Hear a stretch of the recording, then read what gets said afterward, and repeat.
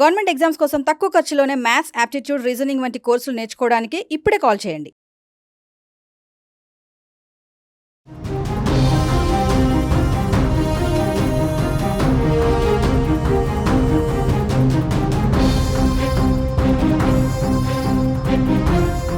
నమస్తే, welcome to our channel. ప్రస్తుతం మనతో పాటు ఉన్నారు అనలిస్ట్ రామకృష్ణ గారు. సార్తో మాట్లాడదు. నమస్తే సార్. నమస్కారం అమ్మా. సార్, ట్రంప్ బాధ్యతలు చేపట్టాక మరి చాలా మార్పులు వస్తున్నాయి. ఆల్రెడీ ఎన్నికైనప్పటి నుంచే కొన్ని రెస్ట్రిక్షన్స్తో రావడం అయితే మనం చూసాం. మరి ఇప్పుడు బాధ్యతలు చేపట్టాక H1B visa, birth right, citizenship, మరి ఇవన్నీ కొంచెం టెన్షన్గానే ఉన్నాయి. అంటే మన వాళ్ళు అక్కడికి ఇప్పుడు వెళ్ళొచ్చా, అక్కడ ఉన్న వాళ్ళ సంగతి ఏంటి, వెళ్ళే వాళ్ళ సంగతి ఏంటి, వెళ్ళాలనుకున్న వాళ్ళ సంగతి ఏంటి, ఒక్కసారి వీటన్నిటి గురించి. అయితే ఇంతకాలం ఏమవుతుంది అని స్పెక్యులేషన్స్, ఊహాగానాలు అవన్నీ అంటే వాటన్నిటికి తెరబడింది. సంతోషం. రాగానే ఇదేదో సినిమా ఇంట్రడక్షన్లో హీరో వస్తాడు చూడండి, వచ్చిన వెంటనే దడ దడ దడ ఇంట్రడక్షన్ ఫైట్ ఎలా ఉంటుందో ట్రంప్ 2.2 ఆల్మోస్ట్ అలాగే ఉంది. ఎగ్జిక్యూటివ్ ఆర్డర్స్ పైన అసలు ఒకసారి దడ దడ దడ మీరు ఆ వీడియో కానీ చూసారంటే వాడు వచ్చి చెప్తాడు, ఇదిగో ఇది ఇలా ఉంది అంటే అంతే కదా, అసలు ఇది ఎందుకు ఉంది, ఇప్పుడు పోయింది, వెళ్ళిపో అని చెప్పేసి ఆయన చాలా అదే చెప్పే కదా, సినిమా ఇంట్రడక్షన్ ఫైట్ ఎలా ఉంటుందో అలాగే ఎగ్జాక్ట్లీ అయింది. పొలిటికల్ ఇంట్రడక్షన్ ఫైట్ అనమాట ఇది. సో ఆయన చాలా క్లియర్ ఉన్నారు, నేనేమనుకుంటున్నాను అవన్నీ నేను చేస్తున్నాను లేదా చేసి చూపిస్తున్నాను అన్నట్టుగా ఆయన స్టార్ట్ చేశారు. ఇందులో భాగంగా అదేదో అంటారు చూడండి, ఈ హీరో విలన్ కొట్టుకుని మధ్యలో కమెడియన్ చంపేసినట్టుగా ఆయన ఇచ్చిన ఎగ్జిక్యూటివ్ ఆర్డర్ అంతకుముందంతా ఆయన చెప్పింది ఏంటి, ఇల్లీగల్ ఏలియన్స్, ఎవరైతే అక్రమంగా ఈ దేశంలోకి వచ్చారో వాళ్ళని వెళ్ళగొడతాను, వాళ్ళ పిల్లలకి బర్త్ రైట్ సిటిజన్ చెప్పి ఇవ్వను అని అప్పటి నుంచో చెబుతున్నారు. సడన్గా ఎగ్జిక్యూటివ్ ఆర్డర్కి వచ్చేసరికి దాని ఇవి మారిపోయాయి, టర్మ్స్ ఆఫ్ రెఫరెన్స్. ఆయన ఏమంటాడు, ఇప్పుడు ఇద్దరిలో ఎవరో ఒకళ్ళు సిటిజన్ అవ్వాలి, ఇది మన తల్లిదండ్రులు ఎవరో ఒకళ్ళు సిటిజన్ అవ్వాలి, లేదా గ్రీన్ కార్డ్ హోల్డర్ అవ్వాలి, లేకపోతే బేసిక్గా అక్కడ వీసాదారులుగా ఉంటారు, వాళ్ళ పిల్లలు అలా ఉంటారు, they are still aliens only. అంటే మన ఏలియన్స్ అంటే ఆ సినిమాలో కాదు, బేసిక్గా వాళ్ళ టర్మ్ వాడతారు అనమాట. అంటే ఈ దేశపు నాగరికులు కాదు, పౌరులు కాదు, కాబట్టి వాళ్ళకి ఒక సిటిజన్కు ఉండే రైట్స్ ఇవి ఉండవు అని అర్థం. కాబట్టి ఇది మనం అర్థం చేసుకోవాల్సింది. ఇది చాలా పెద్ద షాక్ అనుకోవచ్చు. ఎందుకంటే కొన్ని లక్షల మంది గ్రీన్ కార్డ్ లైన్లో ఉన్నారు. సో మరి వీళ్ళందరి పరిస్థితి ఏంటి? ఎందుకంటే ఇప్పుడు ఇది చేసిన వాడు గ్రీన్ కార్డ్ ఇంకా కష్టతరం చేయడం అయితే నమ్మకం లేదు కదా, చెప్పలేము దాని మీద ఏం ఆర్డర్స్ వస్తాయో అది. సో అందువల్ల అదొక చాలా పెద్ద డైలమా ఉంది.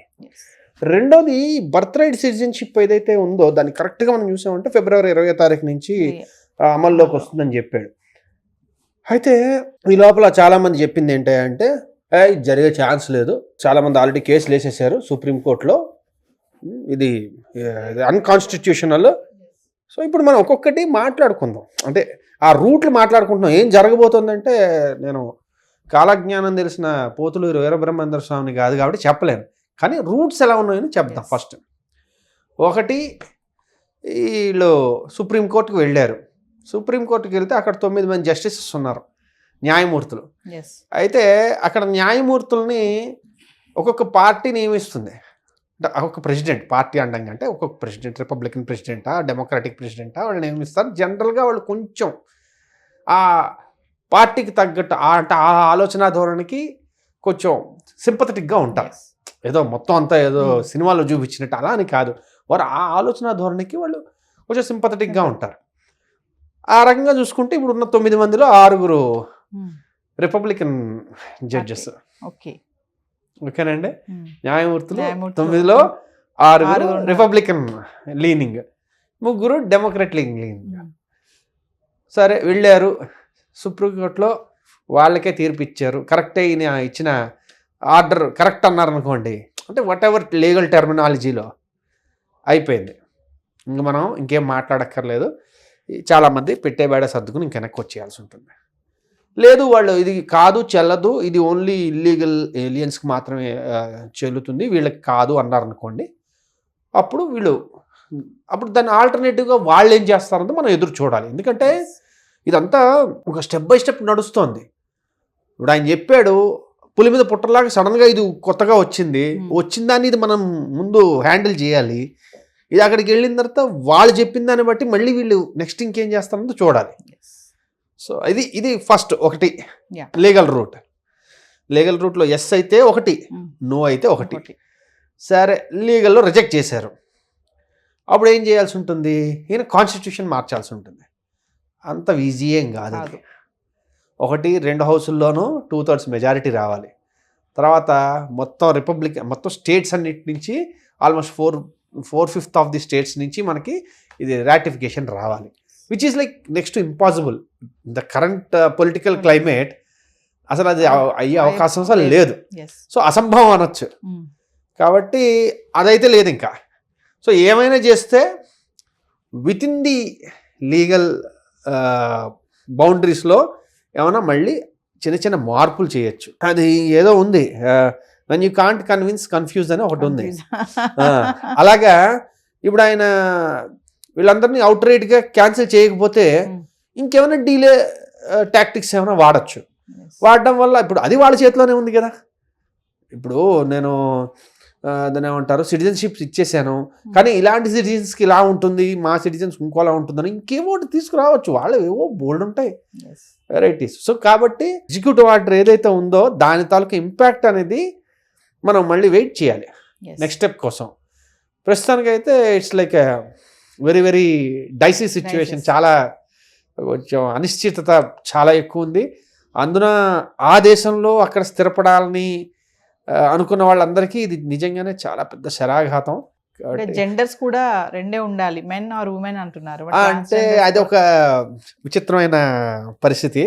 ప్రీవియస్ డెమోక్రాట్స్లో ఏమైందంటే చాలా విచిత్రమైన పరిస్థితికి వెళ్ళారు. వాళ్ళు ఏం చేశారంటే వాళ్ళ పొలిటికల్ ఐడియాలజీ నుంచి వాళ్ళే ఇంకా ఎక్స్ట్రీమ్కి వెళ్ళడం మొదలుపెట్టారు. ఆ ఎక్స్ట్రీమ్కి వెళ్ళడంతో ఏంటంటే చాలామంది విత్ ఇన్ డెమోక్రాట్స్ ఓన్లీ వాళ్ళు అసలు అయ్యే బాబు వీళ్ళేంటారా బాబు ఇలా మాట్లాడుతున్నారు, ఇలా ప్రవర్తిస్తున్నారు, ఈ వైపరీత్యాలు మేము తట్టుకోలేమని చెప్పి ఇండిపెండెంట్గా కానీ రిపబ్లికన్గా మారిన వాళ్ళు చాలామంది ఉన్నారు. కాబట్టి ఇది కూడా అందులో ఒక భాగం అన్నమాట. సార్, ట్రంప్ తీసుకున్న నిర్ణయాలతో అంటే మన ఇండియన్స్కి వచ్చేటువంటి లాభాలు ఏంటి, నష్టాలు ఏంటంటే ఒక్క మాటలో ఏం చెప్తారు? అలాగే చెప్పడానికి లేదు. ఎందుకయ్యా అంటే లాభాలు చెప్దామంటే ఆయన ఎప్పుడు ఇండియన్స్ అనే దృష్టితో చూడ్డు, మనం అది గమనించాలి. ఆయన చేసిన దానివల్ల ఇండియన్స్కి ఏంటనేది మనం ఆలోచించుకుంటాం, కానీ ఆయన ఇండియన్స్ అనే ఉద్దేశంతో చూడ్డు. ఆయనకి కావాల్సింది America's supremacy over the world, ఆధిపత్యాన్ని ఎలాగ మెయింటైన్ చేయాలన్నది ఆయన ఆలోచన. అంతే తప్పించి ఇండియన్స్ ఏంటి, చైనీస్ ఏంటి అంటే ఆయనకు ఉన్నాయి. ప్రతి దేశం మీద ఆయనకు కొన్ని నిర్దిష్టమైన అభిప్రాయాలు ఉన్నాయి. ఆ అభిప్రాయాల పరంగా వాళ్ళతో ప్రవర్తిస్తాడు. అందుకని మిగిలిన దేశాలను పట్టించుకోవడానికి చెప్పట్లా, కానీ ఆయన ఆలోచన ధోరణి ఎప్పుడు అమెరికా పరంగా ఉంటుంది. కాబట్టి ఆయన రాయి సిరితే మన మీద పడుతుందేమో అని మనం భయపడాలి తప్పించి ఆయన ఇండియన్స్ చూసి రాయి సిరడం అనుకోవడం తప్పు అంటున్నాను. ఈ బర్త్ రైట్ సిటిజన్షిప్ తీసేయడం అనేది పెద్ద ఎఫెక్టే కదా సార్? మేజర్లీ చూసుకుంటే ఇది ఒక రకమైన స్కామ్ లాగా కూడా ఇంతకుముందు ఒకసారి అనుకున్నాం. ఒక పెద్ద స్కామ్ లాగా కూడా ఈ బర్త్ టూరిజం అని చెప్పేసి ఒకటి నడిపించారు, చెప్పినట్టున్నా ఇంతకుముందు ఒకసారి అక్కడికి వెళ్ళి కనడం. సో దానికోసం స్పెషల్గా ఇవి ఉంటాయి అన్నమాట ఏజెన్సీలు. సో మేజర్లీ మెక్సికన్స్, ఇండియన్స్ వీటిని బాగా వాడుకున్నారు. సో అందువల్ల ఇది ఇంకొకటి ఏంటంటే ఈ సిటిజన్షిప్ రావడం ఏంటి అంటే అదొక ప్రెస్టీజ్ పాయింట్ కూడా అన్నమాట. చాలామంది ఆ ప్రెస్టీజ్ కోసం వెళ్తూ ఉంటారు. ఏదో వాళ్ళు ఉండేది ఇండియాలోనే ఉంటారు, అంతా చేస్తుంటారు, కానీ మా అబ్బాయి అమెరికన్ సిటిజన్ తెలుసా అని చెప్పుకోవడానికి అదొక ఫీలింగ్, ప్రెస్టీజ్. అంతే. Thank you sir. ఓకేనమ్మా.